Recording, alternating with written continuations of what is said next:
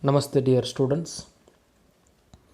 Today we will discuss types of criticism, optional English paper 1, BA 5th semester, Rani Chennamma University, Belagavi. In types of criticism, we will discuss legislative, judicial, evaluative, textual, historical, biographical, descriptive, psychological, and ontological types of criticism today. To introduce, literary criticism is the comparison, analysis, interpretation, or evaluation of works of literature. Literary criticism is essentially an opinion supported by evidence relating to theme, style, setting, historical or political context. The first type of criticism is legislative criticism. It is the earliest in time was the legislative criticism. The critic sought to teach writers how to write and laid down canons, rules, and formula of literary composition. Such legislative criticism claims to teach the poet how to write or how to write better. It is the kind of criticism practiced by the Elizabethans and for half a century after. Except Sydney, nearly all Elizabethan critics directed their remarks to poets rather than to readers of poetry. Their writings, for the most part depressingly uninspired, are the critical equivalent of the recipe book, and they are based on the master Sepp's assumption that any pupil of good intelligence can learn the business if only he is shown how.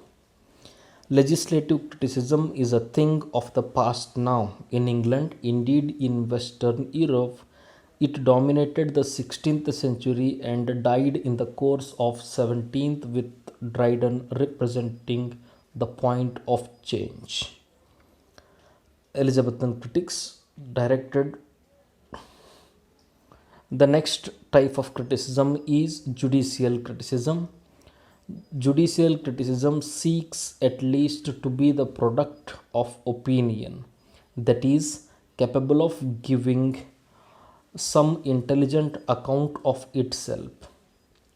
The critic who judge a work against allegedly enduring laws are sometimes distinguished by the term judicial critics.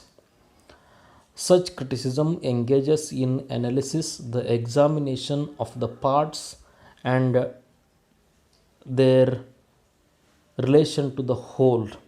In judicial criticism, the critic examines the relationship between the parts and the whole. Analysis in itself is sometimes held to be criticism, but more often judgment is held to be indispensable to the critical performance. T.S. Eliot, in The Use of Poetry and Use of Criticism, says that criticism is that department of thought which either seeks to find out what poetry is or which assesses actual poetry. The characteristics of evaluative criticism have developed through and in relation to written criticism. Most of the aspects listed below would be germane to work currently taking place within audiovisual formats.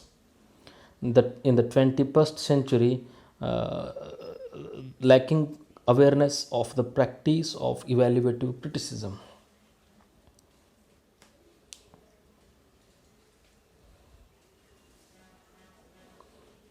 The next one is evaluative criticism. Some might consider praise evaluative criticism tautological because the etymology of the word criticism implies evaluation. Evaluation is a necessary but not sufficient component of criticism because evaluation is an important practice in many areas of life that are not criticism.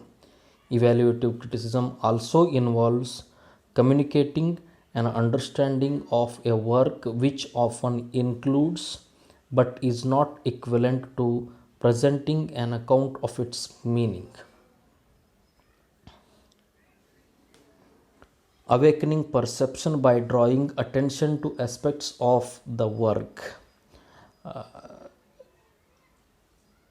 Evaluative criticism also includes describing and analyzing the form and style of the work attentively and often moment by moment.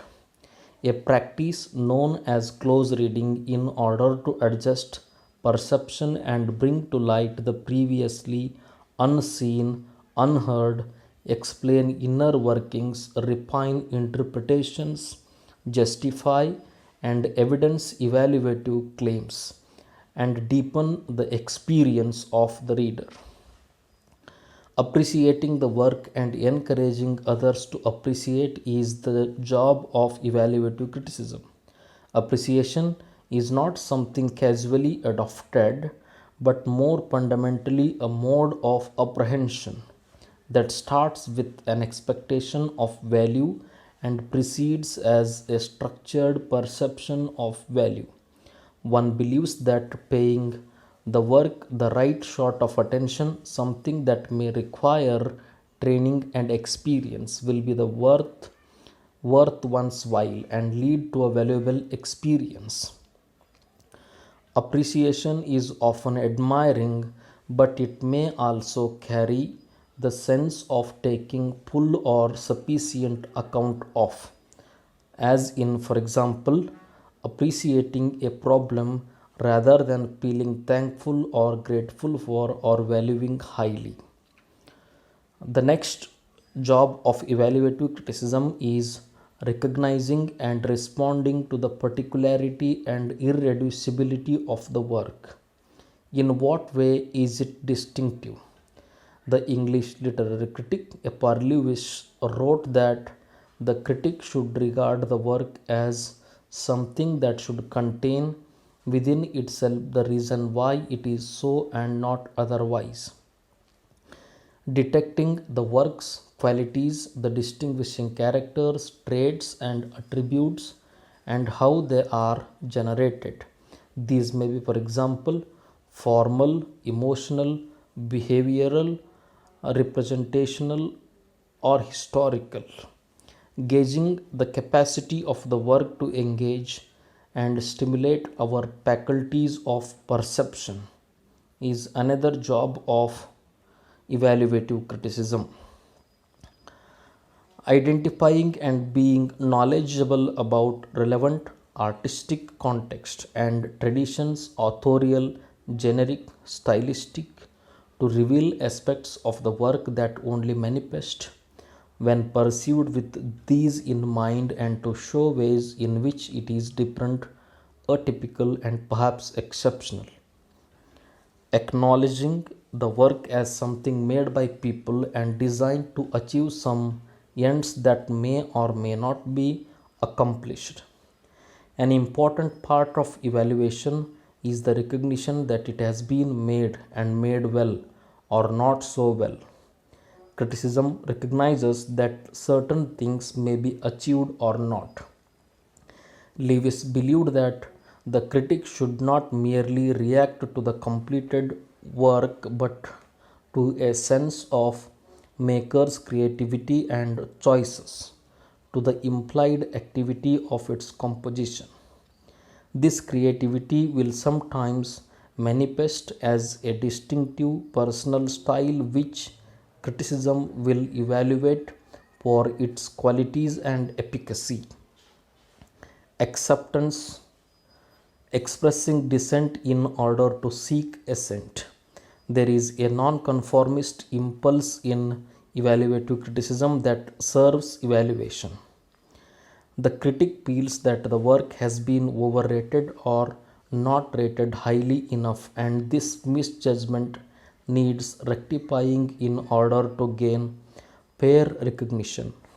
This is more than an academic intervention, it is felt to be an ethical imperative. Evaluative criticism gives importance to meaning, content, moral, political, and ethical dimensions. The next type of criticism is textual criticism. Textual criticism is the technique of restoring text as nearly as possible to their original term. Is a branch of textual criticism, philology, and of literary criticism that is concerned with identification of textual variants or different versions of either manuscripts or of printed books.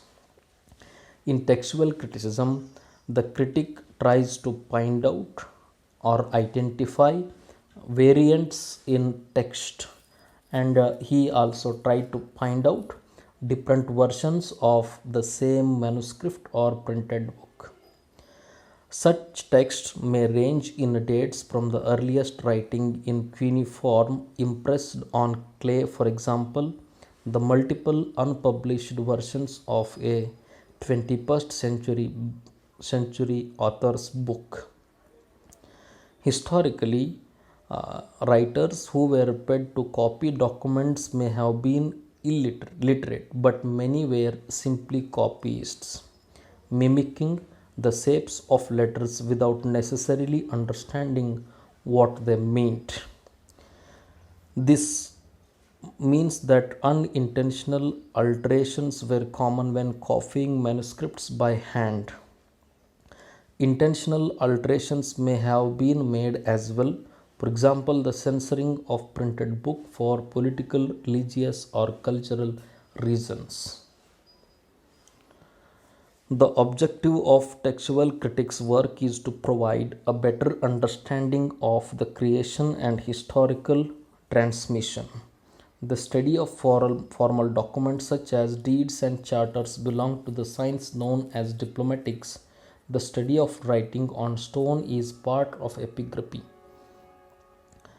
Critical edition containing a scholarly curated text. If a scholar has several versions of a manuscript but no known original, then established methods of textual criticism can be used to seek reconstruct the original text as closely as possible.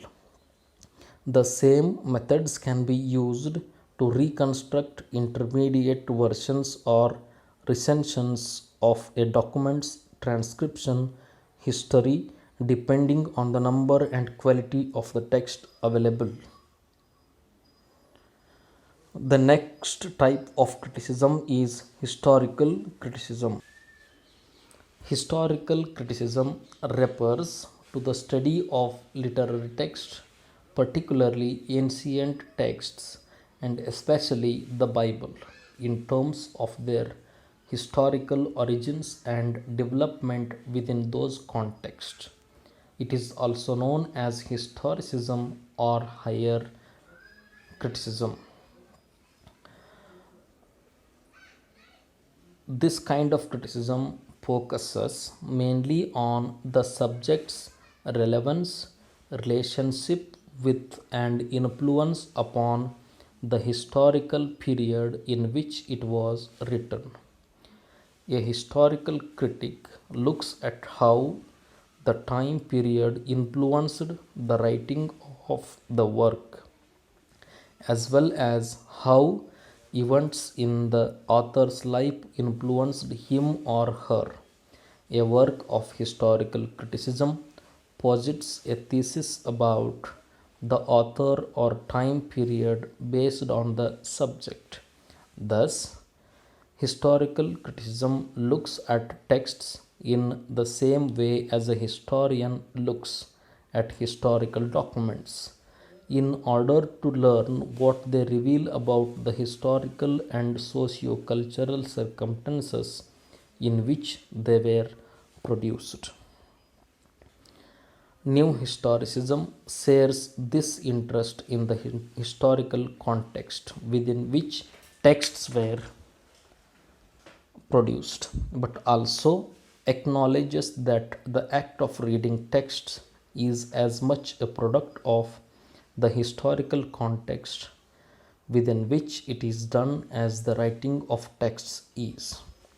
It thus sees interpretation as both a creative activity and a process with which is never ending as each successive generation of readers experiences texts from the past from the perspective of a new social historical context. Here I have made a checklist of historical critical questions. When we are doing a historical analysis of the work, we are supposed to ask these questions to the text. The first question is, when was the work written? The second question is, when was it published?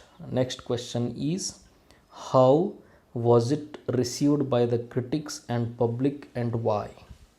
The next question is, what does the work's reception reveal about the standards of taste and value during the time it was published and reviewed? The next question is, what social attitudes and cultural practices related to the action of the word were prevalent during the time the work was written and published? What kinds of power relationships does the word describe, reflect, or embody? How do the power relationships reflected in the literary work manifest themselves in the cultural practices and social institutions prevalent during the time the work was written and published?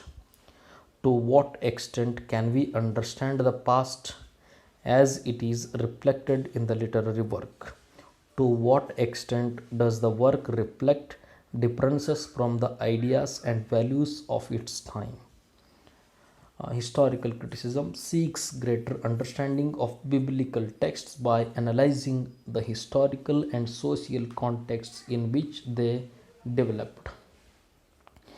The goal of historical criticism traditionally has been to try to understand the text's meaning in its original context and to answer questions about the text. The next kind of criticism is biographical criticism. Biographical critics see works as the reflection of an author's life and times. Biographical criticism approach deems it necessary to know about the author and the political, economical, and sociological context of his times in order to truly understand the work.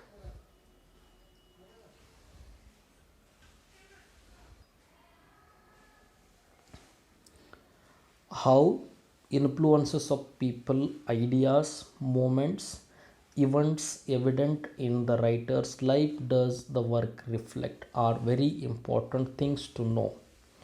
To what extent are the events described in the word a direct transfer of what happened in the writer's actual life? Now we will discuss the advantages of biographical criticism. The biographical criticism approach the works well for some works like those of Alexander Pope, John Dryden, and Milton, which are obviously political in nature. It also is necessary to take a historical approach in order to place allusions in their proper classical, political, or biblical background. When we are analyzing a work of art in the background of biographical criticism, we need to ask such questions. What influences people, ideas, movements, events evident in the writer's life does the work reflect? To what extent are the events described in the word a direct transfer of what happened in the writer's actual life? What modifications of the actual events has the writer made in the literary work? For what possible purpose? What are the effects of the differences between actual events and their literary transformation in the poem, story, play, or essay? What has the author revealed in the work about his characteristic modes of thought, perception, or emotion? What place does this work have in the artist's literary development and career? And there are also some disadvantages of biographical criticism. They are: new critics refer to the historical or biographical critics' belief that the meaning or value of a work may be determined by the author's intention as the intentional fallacy. Thus, art is reduced to the level of biography rather than universal truth. The next, how the effects of differences between actual events and their literary transformation in the poem, story, or play. These are the things which we are supposed to give attention when we are doing biographical literary analysis. The next kind of criticism is descriptive criticism. Descriptive criticism is the analysis of existing literary works and works of their aims, methods, and effects. Descriptive criticism begins in self justification with poets describing their own works and defending them against hostile attacks by critics.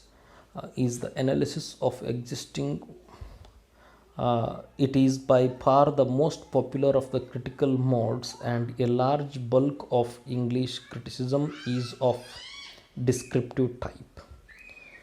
The most powerful exponents have been the poets themselves. Great poets have practiced descriptive criticism, who have analyzed their own creations with a view to explaining their own aims and methods.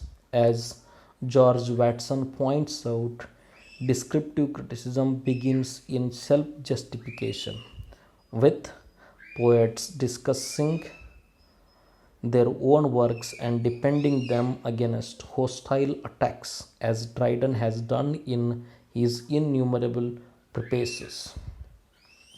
His essay on dramatic poesy provides the earliest extant example of descriptive criticism, while the legislative critic says this is how a play should be written, and a theoretical critic like Aristotle says this is the nature of tragedy in general. A descriptive critic like Dryden simply says this is how I have tried to write my play and why. Descriptive criticism is always about some particular text, whether of the critic's own or of another, and the critic, instead of laying down general rules of theorizing in general terms, analyzes the work in hand, traces the influences that have given rise to it, and then discusses it critically item by item. Descriptive critic, instead of laying down general rules, or it traces the influences that have given rise to it. The next kind of criticism is psychological criticism.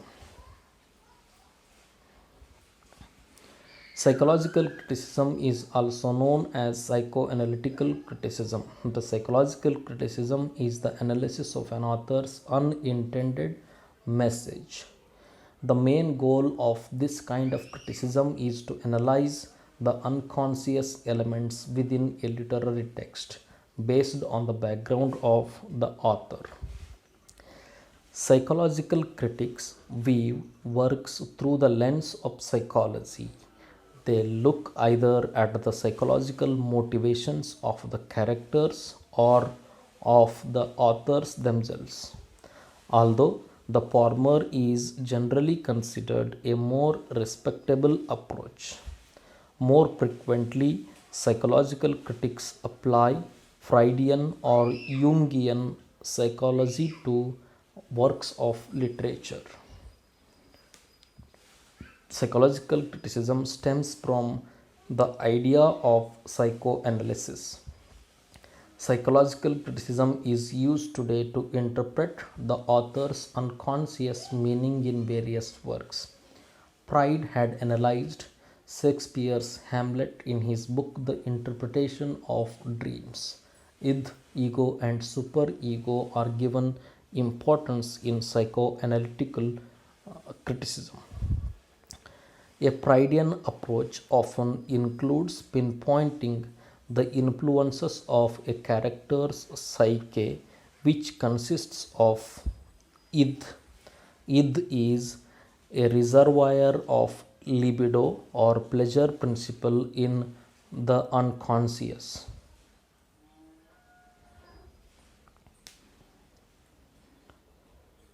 Superego, the moral censoring agency and repository of conscience, pride that protects society.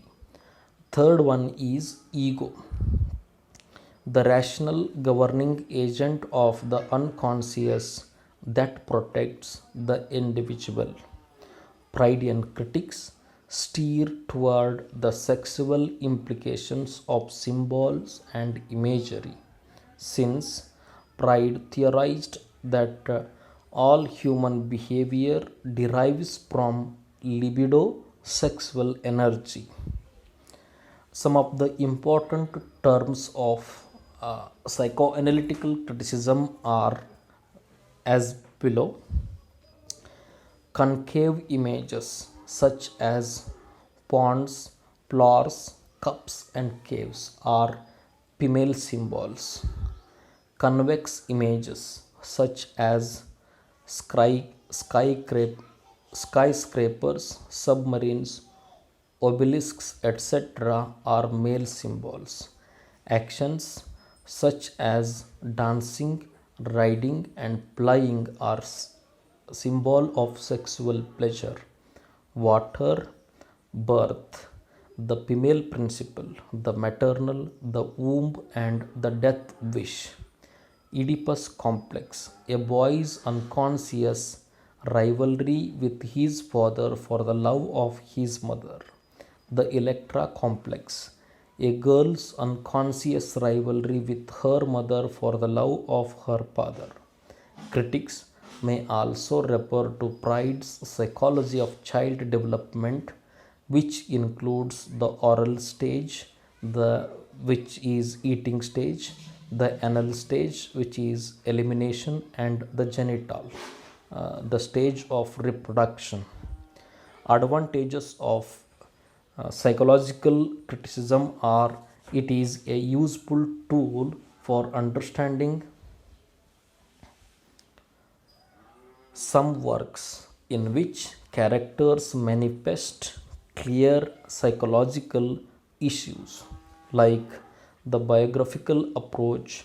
Knowing something about a writer's psychological makeup can give us insight into his work. There are also some disadvantages of psychological criticism. They are: psychological criticism can turn a work into little more than a psychological case study, neglecting to view it as a piece of art. Critics sometimes attempt to diagnose long dead authors based on their works, which is perhaps not the best evidence of their psychology. Critics tend to see sex in everything, exaggerating this aspect of literature. Finally, some works do not lend themselves readily to this approach. The next uh, type of criticism is ontological criticism. Ontological criticism concentrates on a poem as a concrete entity. According to this theory, a poem can be analyzed to discover its true or correct meaning. The poem is independent of its author. This kind of criticism holds that there is no relationship between the poem and the poet. It is not his intention or emotional state. This kind of critics are of the opinion that a poem is not his intention or emotional state. This kind of criticism values and beliefs of neither of its author nor of its reader are important. For such kind of criticism, values and beliefs of the author or the reader are important, but the words which are there on the page are very much important to this kind of critics. A poem is autotelic. A poem reveals all the meanings about itself and it need not to get help from any other entity. There is no end beyond its own existence. Text is text only. We have to read all the text and we have to find out the meaning of every word on the page. To conclude, literary criticism is essentially an opinion supported by evidence relating to theme, style, setting, or historical or political context. Criticism usually includes discussion of the work's content and integrates your ideas with other insights gained from research. Literary criticism may have a positive or a negative bias and may be a study of an individual piece of literature or an author's body of work. Truth is the final test of merit in literature. For a work which does not correspond with the facts of life or with the universal and fundamental beliefs of mankind cannot be regarded as great, whatever its technical excellence may be. Criticism is the measure of finding merit in literature. Thank you very much.